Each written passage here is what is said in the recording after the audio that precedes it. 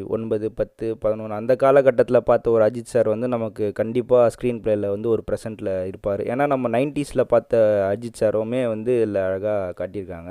யாரெல்லாம் கரெக்ட்டா வாட்ச் பண்ணீங்கன்னு தெர்ல. டார்க்ன்னு ஒரு இடத்துல லைட் பிளிங்க் ஆயிட்டுருக்கும். அதுக்கு கீழ வந்து அஜித் சார் நின்னுட்டுருப்பாங்க. கரெக்ட்டா அதில வந்து டியும் ஆரும் மறைஞ்சிரும். அதில ஏகேன்றது மட்டும் கரெக்ட்டா ஹைலைட்டடா தெரியும். அதாவது டார்க் வில்லன் அப்படிங்கிறத வந்து ரெப்ரசன்ட் பண்ற மாதிரி அந்த சீன் கொண்டு வராங்களா என்னன்னு தெரியல. ஏன்னா, மூவி ஃபுல்லாவே வந்து ஒரு டார்க்கான ஒரு வில்லன் ரொம்ப ஒரு ராவான ஒரு வில்லன் அதை வந்து ரெப்ரசென்ட் பண்ணுறாங்கன்றது என்னோட கருத்து. கரெக்டாக இந்த டீசர் ஃபுல்லாக வாட்ச் பண்ணிங்கன்னா அதில் வந்து 6லேருந்து ஒரு 7 மாசான சீன் வந்து இருக்குது. அது தேட்டர் ரெஸ்பான்சிபிள் எப்படி இருக்கும் அப்படின்னு பார்த்தீங்கன்னா வேறு லெவலில் இருக்கும். அது மட்டும் 100% ஷூராக என்னால் சொல்ல முடியும். ஏன்னா வந்து ஒரு ஃப்ரேமும் வந்து நம்ம பழைய அஜித் சாரை பார்க்குற மாதிரி தான் நமக்கு ஞாபகத்துக்கு வருது. அதான் ஆல்ரெடி நான் சொன்ன மாதிரி பில்லா, ஏகன் அந்த லுக்கு தான் நமக்கு அகைன் வந்து ஞாபகப்படுத்திகிட்ருக்கு.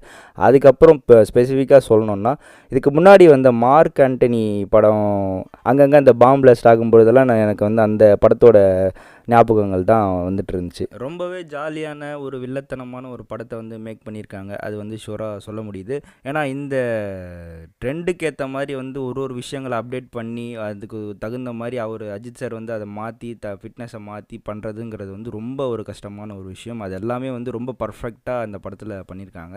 அதுக்கு வந்து அந்த டீமுக்கும் அந்த கேஸ்ட் அண்ட் க்ரூக்கும் ஒரு வணக்கத்தை சொல்லிடலாம். இந்த படத்தோட மூவி ஃபுல்லாகவே வந்து ஒரு டார்க்கான ஒரு வில்லன் ரொம்ப ஒரு ராவான ஒரு வில்லன் அதை வந்து ரெப்ரசென்ட் பண்ணுறாங்கன்றது என்னோட கருத்து. கரெக்டாக இந்த டீசர் ஃபுல்லாக வாட்ச் பண்ணிங்கன்னா அதில் வந்து 6லேருந்து ஒரு 7 மாசான சீன் வந்து இருக்குது. அது தேட்டர் ரெஸ்பான்சிபிள் எப்படி இருக்கும் அப்படின்னு பார்த்தீங்கன்னா வேறு லெவலில் இருக்கும். அது மட்டும் 100% ஷூராக என்னால் சொல்ல முடியும். ஏன்னா வந்து ஒரு ஃப்ரேமும் வந்து நம்ம பழைய அஜித் சாரை பார்க்குற மாதிரி தான் நமக்கு ஞாபகத்துக்கு வருது. அதான் ஆல்ரெடி நான் சொன்ன மாதிரி பில்லா, ஏகன் அந்த லுக்கு தான் நமக்கு அகைன் வந்து ஞாபகப்படுத்திகிட்ருக்கு.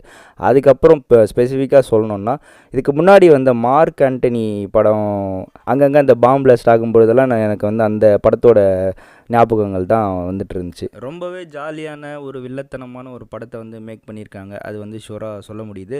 ஏன்னா இந்த ட்ரெண்டுக்கு ஏற்ற மாதிரி வந்து ஒரு விஷயங்கள்